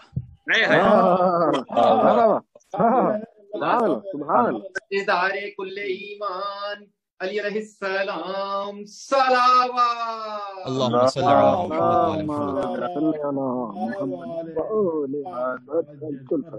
تو فقط 25 سال کی سن میں شہادت ہوئی، لیکن ہمہ جہد زندگی امام کی، جہاں امامت کی عظمت کو بھی سمجھایا کہ 8 برس میں ایک بچہ کیسے امام ہو سکتا ہے. اپنے علم کا بھی اظہار کیا کہ وہی حیدر کرار کا علم جو منبر کوفہ پر سلونی کہتے ہوئے تھا، وہی 8 برس کے امام محمد تقی علیہ السلام کا علم مامون کے دربار میں. پھر زوجہ کے ساتھ اس تعلق کو بھی بتلایا کہ اگر زوجہ بد ہو تو پھر کیا تعلق ہونا چاہیے، اور پھر زوجہ جب خیر پر ہیں تو پھر وہاں سے تو پھر وہ اولاد عطا ہوئی کہ امام علی نقی علیہ السلام کی ولادت ہوئی. اور عقائد کے بہت سارے معاملات کو سمجھایا. یہ بھی سمجھایا کہ دیکھو اگر ازدواج کی اور شادی کی محفلی کیوں نہیں ہے، اس میں امام کو پسند نہیں کہ رقص و سرور کی محفل ہو، اور امام نے اس کو پسند نہیں فرمایا. ہم میں سے کون ایسا ہے جو اپنے بچوں کی شادیوں پر یہ تمنا نہیں کرتا حدیث قصہ پڑھواتی ہیں، اس لیے ہیں تاکہ امام کی حاضری ہو. جب حدیث قصہ پڑھیں گے اور امام کی حاضری ہوگی تو کیا امام اس محفل میں رہنا پسند فرمائیں گے کہ جس محفل میں امام محمد تقی علیہ السلام نے غضبناک ہو کر کہا تھا کہ اب تو اللہ کا خوف کر لے؟ ہاں، امام زمانہ علیہ السلام ہم سے کیا کہیں گے؟ یہ بھی سوچنے کا مقام ہے. یہ سب چیزیں امام محمد تقی علیہ السلام نے عطا فرمائی. اول ما عطا فرمائی کہ جب مہینے کا آغاز کرو تو کس طرح سے آغاز کرو. انشاءاللہ اسے آپ نے پڑھنا ہے، چاہے ویڈنسڈے کو ہو، پہلی ذی الحج، یا تھرسڈے کو ہو، دنیا میں جس مقام پر ہیں آپ. اور امام رضا اپنے فرزند کے گہوارے کو جھلایا کرتے تھے، راتوں میں محمد تقی علیہ السلام کے پاس بیٹھا کرتے تھے. اور ابھی دلائل الامامہ میں یہ حدیث موجود ہے، اور بھی کتابوں میں ہے، بہار الانوار میں بھی ہے کہ ابھی 4 برس کے بھی نہیں ہوئے تھے امام محمد تقی علیہ السلام. جو میں نے کہا نا حضرت سیدہ کونین کا ذکر آیا، بہت مناسب ہو گیا، اس لیے کہ امام ابھی 4 برس کے بھی نہیں تھے کہ اپنے ہاتھوں کو زمین پر مارتے جاتے تھے اور نگاہیں آسمان پر تھیں. 3.5 برس کے امام محمد تقی علیہ السلام نگاہیں آسمان پر، ہاتھوں کو زمین پہ مارتے جاتے تھے اور پورے وجود کی گہرائی سے آہ آہ کہتے جاتے تھے، جیسے کسی شدید تکلیف میں ہو. عزیزان گرامی، اگر یہی ایک مصائب کی پہلی کڑی میں آپ تک پہنچا پایا تو آگے کی منزلیں بہت آسان ہو جائیں گی. تو امام رضا نے کہا بے نفسی انت، اے میرے لال جواد، تجھ پر میری جان قربان ہو جائے. فیما طال فکر، کس فکر میں ہو اے جواد؟ آسمان کی طرف دیکھ رہے ہو، زمین پر ہاتھ مار رہے ہو، آہ بلند کر رہے ہو، بظاہر یہ کہ شاید آنکھوں سے آنسو جاری ہو. اور حضرت امام محمد تقی علیہ السلام نے جواب دیا فیما صنع بأم فاطمہ، تو میری ماں فاطمہ زہرا کے ساتھ ہوا اسے سوچ رہا ہوں. 4 برس کے بھی جب امام ہو نا، بھی مکمل 4 برس بھی نہ ہوئے ہوں، تب بھی وہ اپنی ماں فاطمہ زہرا کے مصائب پر رو رہے ہوتے ہیں. پھر کہا کہ واللہ لا اخرجنہما، خدا کی قسم میں ان دونوں کو چاہتا ہوں کہ ان کی قبروں سے نکالوں. ثم لأحرقنہما، اس کے بعد ان دونوں کو جلا دوں. یہ امام کے الفاظ ہیں جو برات اسعداء اہل بیت میں کہیں بھی کوئی کمی کوتاہی کے قائل ہوتے ہیں، کہتے ہیں کہ نہیں بھائی اتنا بھی سخت نہیں ہونا چاہیے. وہ کیا جواب دیں گے امام محمد تقی الجواد علیہ السلام؟ ابھی 4 برس کے بھی نہیں ہوئے تھے، کہتے کہ میں چاہتا ہوں خدا کی قسم کہ انہیں اپنی قبروں سے نکال دوں اور جلا دوں اور ان کی راکھ ہواؤں میں بہا دوں. جیسے ہی امام نے یہ جملہ کہا، اس سے آگے جملہ اور بھی زیادہ سخت ہے، یعنی ایک گہرائی کو بیان کر رہا ہے. امام رضا علیہ السلام نے کیا کہا؟ یہ کہا کہ بیٹا بہت اچھا کام ہے، یہ تو ثواب کا کام ہے رونا. آگے بڑھ کے جواب دیا انت اہل للامامہ، کہ بیٹا تم 4 برس کے سن میں اپنی ماں پر ہونے والے مصائب کو یاد کر کے رو رہے ہو، یعنی تم ہی تو امامت کے اہل ہو. بہت گہرائی ہے اس میں. یعنی امام رضا نے اس جملے سے سمجھا دیا کہ امامت کی شرائط میں سے ایک شرط یہ ہے کہ جو فاطمہ زہرا کے مصائب پر آنسو بہائے. امامت کی شرائط میں سے ایک شرط یہ ہے کہ جو سیدہ کونین پر ظلم ڈھانے والوں سے تبرہ اختیار کرے. یہ معمولی عبادت نہیں، امامت کی شرائط میں سے. میں کہتا ہوں کہ اے مولا امام جواد، آپ یقیناً عالم انوار میں تو آپ کا وجود تھا، لیکن بہرحال آپ جب دنیا میں تشریف لائے ہیں تو بہت بعد کا زمانہ ہے جب سیدہ کونین پر ظلم ہوا، لیکن آپ 4 برس کے ہیں اور سوچ رہے ہیں اپنی ماں پر ہونے والے مصائب پر، آنسو بہا رہے ہیں. کیفیت اتنی سخت ہے کہ آہ نکل رہی ہے وجود کے اندر سے، زمین پر ہاتھ مار رہے ہیں، آسمانوں کی جانب دیکھ رہے ہیں، شدت سے کہہ رہے ہیں کہ کاش میں انہیں قبروں سے نکال سکوں. کیا کیفیت ہوگی جب 6 برس کی شہزادی زینب کبریٰ سلام اللہ علیہ ان کے سامنے جب ماں پر دروازہ گر رہا تھا. ایک طرف دیوار ہے، ایک طرف دروازہ ہے، درمیان میں کیل موجود ہے کہ جو سیدہ کونین پر پیوست ہو چکی ہے. 6 برس کی زینب. امام جواد کو پرسہ دیتے جائیں. دیکھیں مصائب کو تو مجھے یہیں سے شروع کرنا ہے نا. جب امام جواد 4 برس میں رو رہے ہیں اپنی ماں فاطمہ زہرا پر، تو کیسے ممکن ہے کہ میں بیوی کے مصائب کا ذکر نہ کروں؟ مصائب امام محمد تقی الجواد علیہ السلام. اے امام رضا، آپ کو پرسہ پیش کرتے ہیں، آپ کے فرزند کی شہادت ہے. امام موسی کاظم علیہ السلام، آپ کے پوتے کی شہادت ہے. امام علی نقی علیہ السلام، آپ کے بابا کی شہادت ہے. میں پرسہ پیش کرتا ہوں اور تمام مومنین کی جانب سے. لیکن کیا کیفیت تھی اس وقت کہ جب حسن اور حسین کے سامنے ان کی ماں پر ہاتھ اٹھایا جا رہا تھا.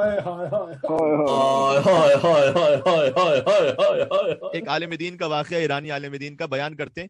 جیسے ہوتا ہے ہمارے پاس بھی شوہر اور زوجہ آتے ہیں کوئی ریکنسائلیشن کے لیے، تو کہتے ہیں میرے پاس شوہر اور زوجہ ایک آئے اور مرد اور عورت آ کر، تو ڈومیسٹک وائلنس کا کیس تھا.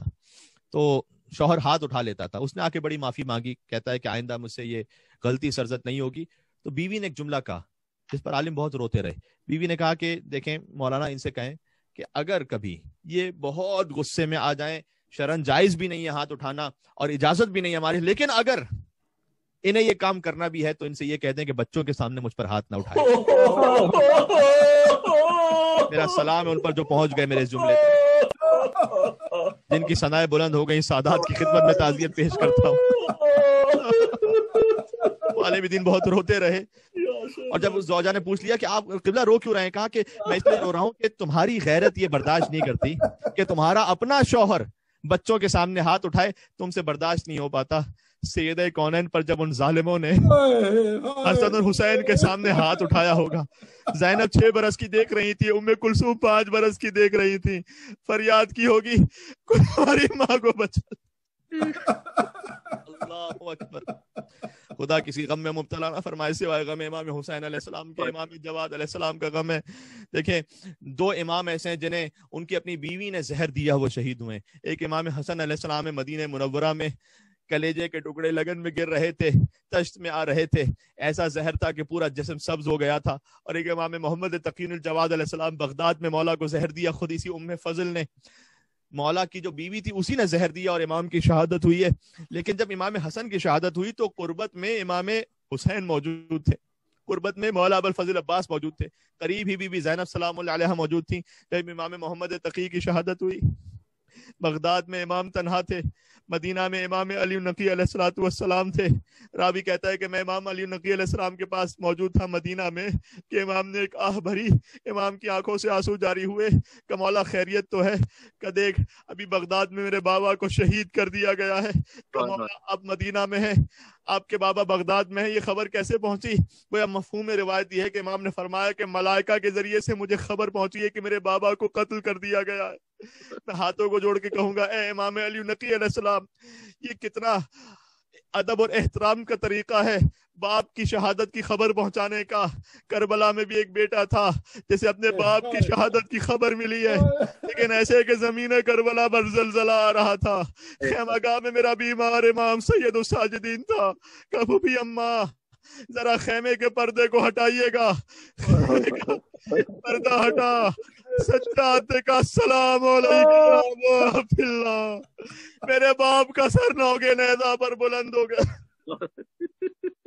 عزیزوں خدا آپ کو کسی غم میں نہ رولائے، آپ کو اور ہمیں رونے رولانے والوں میں شمار فرمائے. امام جواد علیہ السلام پر یہی ایک شب ہوتی ہے، یعنی امام کی شہادت کا جو موقع آتا ہے اسی میں گریہ ہوتا ہے، اپنی آوازوں کو آزاد کر سکیں اور جتنا رو سکیں. امام جواد تنہا تھے، ایسے تنہا تھے کہ جب امام کو زہر دیا گیا تو امام، باقاعدہ روایت میں ملتا ہے اس طرح سے کہ امام فریاد کر رہے تھے، تڑپ رہے تھے، کہہ رہے تھے کہ پیاس سے میرا جگر جل رہا ہے، کوئی مجھے پانی دے. اللہ جانے کیا الاتش کی صدائیں تھیں امام کی زبان پر یا نہیں، لیکن میں کہوں گا امام کا چھوٹا سا حجرہ کربلا بن گیا تھا. دیکھیں جو محرم کے لیے پرواز چاہتا ہے ابھی وقت ہے، انشاءاللہ سے آہستہ آہستہ اپنے دلوں کو آمادہ کر لیں. اور چونکہ امام کی صدائیں بلند ہو رہی تھی تو ام فضل ملعونہ نے یہ کام کیا کہ امام کے حجرے کے باہر کنیزوں کو بٹھا دیا جو تالیاں بجا رہی تھی، جو گانے گا رہی تھی. یعنی حجرے کے اندر فاطمہ کا لال شہید ہو رہا تھا، سے تڑپ رہا تھا، اور باہر ہی عورتیں تالیاں بجا رہی تھی، کہتے ہوئے حیاتی لیکن گانے گا رہی تھی. امام کی شہادت ہو گئی. میں نے ایران کے بزرگ علماء سے مصائب میں سنا ہے کہ امام کی شہادت کو چھپانے کے لیے امام کا لاشا گھر کی چھت پر چھوڑ دیا گیا، وہاں پر امام کا لاشا 3 دن تک رکھا رہا. میں کہوں گا مولا آپ کا لاشا گھر کی چھت پر 3 دن تک رہا، آپ کے جد حسین کا لاشا 3 دن تک کربلا محلہ کی چلتی ریت پر رہا. مولا آپ کا لاشا پامال نہ ہوا، حسین کا لاشا گھوڑوں کی ٹاپوں تلے پامال ہو گیا. اللہ اکبر. وہاں پر روایت میں ملتا ہے کہ امام کا لاشا پشت بام یعنی چھت پر تھا اور کبوتر جو ہے نا طواف کر رہے تھے امام کے لاشے کا. سبحان اللہ. حق یہی ہے امام کے لاشے کا احترام کیا جائے، جانوروں نے بھی احترام کیا. لیکن پھر وہی جملہ کہوں، کربلا میں ایک امام کے لاش کے اتنے ٹکڑے ہو گئے کہ جب آپ کربلا جائیں، ایک آیت اللہ کا جملہ ہے، میں نے خود سنا ہے ان سے کہ جب کربلا جائیں اور زری کے سامنے کھڑے ہوں تو یہ نہ سمجھنا کہ کوئی لاشا ہے جو دفن ہے، سمجھنا میت کے ٹکڑے ہیں، قبر امام حسین علیہ السلام میں دفن ہے. بعد میں خبر ہوئی امام محمد تقی علیہ السلام کو شہید کر دیا گیا. 29 ذوالقعدہ امام کی شہادت کی تاریخ ہے، بظاہر زہر اس سے بھی پہلے دیا گیا تھا، اور سن 220 ہجری امام رخصت ہو گئے. خاص طور پر رضوی سادات کو تعزیت پیش کرتا ہوں، اس لیے کہ جو رضوی سادات ہیں در حقیقت تقوی سادات ہیں، امام محمد تقی علیہ السلام کی اولاد میں سے ہیں، لیکن چونکہ امام رضا کے فقط یہی ایک فرزند تھے، انہوں نے رضوی جو تقوی سادات تھے، انہوں نے اپنے آپ کو رضوی سادات کہلوانا پسند کیا. رضوی سادات کی خدمت میں خاص طور پر تعزیت. جب امام کے جنازے کا علم ہو گیا تو امام کا جنازہ اتارا گیا، اور جنازوں پر کچھ لوگ پھول ڈال رہے تھے گویا ایک طرح سے، یعنی ادب احترام کی خاطر امام کے جنازے پر یہ اہتمام کر رہے تھے. میں کہوں گا لا یومک یومک یا ابا عبداللہ، جیسے حسین کی مصیبت کا دن ہے ویسے کسی کی مصیبت کا دن نہیں. کہاں پھول رکھنا کسی کے جنازے پر، اور کہاں پتھروں کی بارش حسین کے جنازے پر، تیروں کی بارش حسین کے جنازے پر. میں ختم کرنے لگا ہوں مسائل. 3 دن تک جنازہ پڑا رہا گھر ہی میں، پھر اس کے بعد بہرحال تشییع جنازہ ہو گئی. امام علی نقی علیہ السلام معجزے کے ذریعے سے پہنچے، باپ کو غسل و کفن دے دیا. بس جس کا وارث موجود ہو وہ اپنے باپ کے لاشے کو دفنا دیتا ہے. کربلا میں ایک بیمار بیٹا ہے، ہاتھوں میں ہتھکڑیاں ہیں، پیروں میں بیڑیاں ہیں، کمر میں لنگر ہے، گلے میں توقے خاردار ہے. سجاد نے حسین کا لاش اٹھایا نہ جا سکا، کندھا کون دیتا؟ ارے لاش بے گور و کفن کربلا کی سرزمین. یا حسین یا حسین. وَسَيَعْلَمُ الَّذِينَ ظَلَمُوا آلَ مُحَمَّدٍ أَيَّامٌ قَلَبٍ يَنقَلِبُونَ.